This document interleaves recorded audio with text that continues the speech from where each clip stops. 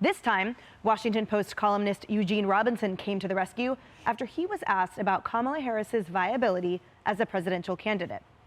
During that Q&A with readers, Robinson responded, quote, "If Vice President Harris is not having an impact, it is mostly, perhaps entirely, because she is in the gilded prison known as the vice presidency. She is a much better and more effective politician than her current position allows her to demonstrate.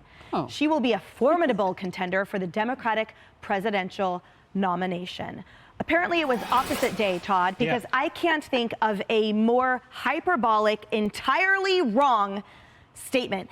Because, let's be specific about this, Vice President Harris has multiple jobs, actually. And the vice presidency isn't a gilded prison. It is an honor to serve at the pleasure of the people of the United States of America in that role, and including one of her titles, which is Southern Border Czar. She actually has a wide potential to show us exactly the kind of leader that she is, which I guess we have learned she is not. Point beautifully well taken. I'll just add, this article is clearly laundering of Kamala Harris for 2024. We don't know what Joe's going to do yet, but if it's not Joe, Kamala Harris is going to be one of the people on the list, and they got to make her look good, and that's going to require a major laundering or resuscitation effort. It's true that VP is a thankless job. I mean, I think we all need to acknowledge that, but all other VPs have done the job and sort of held serve.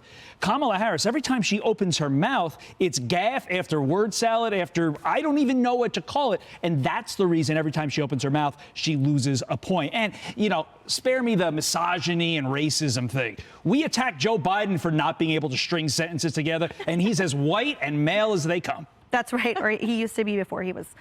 Right. Yeah, okay. So, Kennedy, here's the thing, too, is that the question that the reader Sharon posed was so wonderfully concise, and it hit the nail on the head. She said, assuming Biden runs again, wouldn't it make sense for him to drop VP Harris and find another running partner? Because she strikes me as having little impact, she's not an inspiring leader, and there are numerous other high-profile Dems who would create more enthusiasm for the ticket. Mike Pence certainly did a lot in terms of vaccines during the pandemic.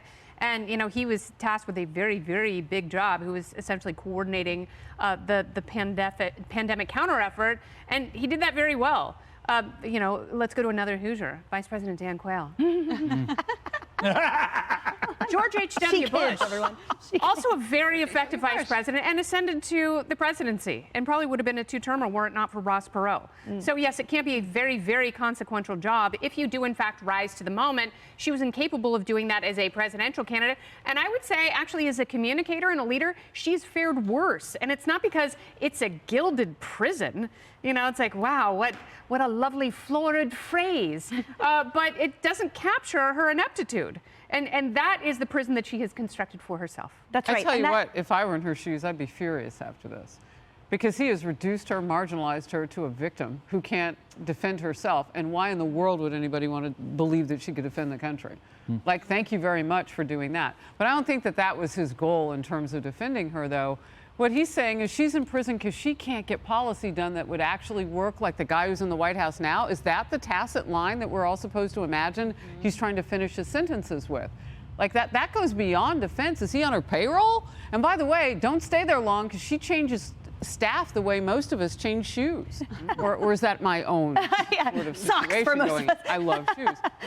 But with Kamala Harris, I mean, are you going to be an empowered, powerful woman, or are you going to let people make excuses for you and turn you into a victim? How do you sell that when last time when people thought that you were powerful and empowered, you only got one delegate? Or did she even get one? No, she didn't make it that. Yeah, she didn't even get one. That's right. Wasn't it Eleanor Roosevelt who said, you know, the only person that lets you be a victim is yourself? You talked about the ineptitude. You know, that's been the hallmark, frankly, of her service since she began, which is why, Cassie, it's so mind-boggling why the media continue to absolutely prop her up. So let's just show, for example, on the cover of Vogue and Elle and Forbes and Los Angeles Times, she has been absolutely worshipped by the media. And this latest explanation by the WaPo columnist is simply the cherry on top of a sycophantic apologist media that refuses to see the reality, as my colleagues have articulated, of her utter incompetence and failure at any attempt at leadership. Right, she is the definition in the picture in the dictionary of failing up, because everyone has propped her up, everyone has put her in lights and given her great kudos for her cool Converses and all that. But yeah, we forget, as you pointed out, the voters had an opportunity to choose her, and they Yeah. rejected her. They were not impressed by her. They were not moved by her. They didn't feel like she was up to the task. And I love that everybody like bending over backwards to be like, no, she really is the future. And the voters are like, nah, she didn't do it, and she hasn't done anything since to make me think I got that wrong. She was the AG of California. If she can't convince you of her skill set, who could she hire that could do a better job than an attorney general? She was also a U.S. senator. She should have colleagues in Congress who can help her move legislation You mean forward friends? that would potentially make the country, and particularly immigration, better. Yeah, interesting. The silence is deafening. But remember, what made her furious wasn't the marginalization. It was that she was put on the cover of Vogue in Converse. Hey everyone, I'm Emily Campagno. Catch me and my co-hosts Harris Faulkner and Kaylee McEnany on Outnumbered every weekday at 12 p.m. Eastern, or set your DVR.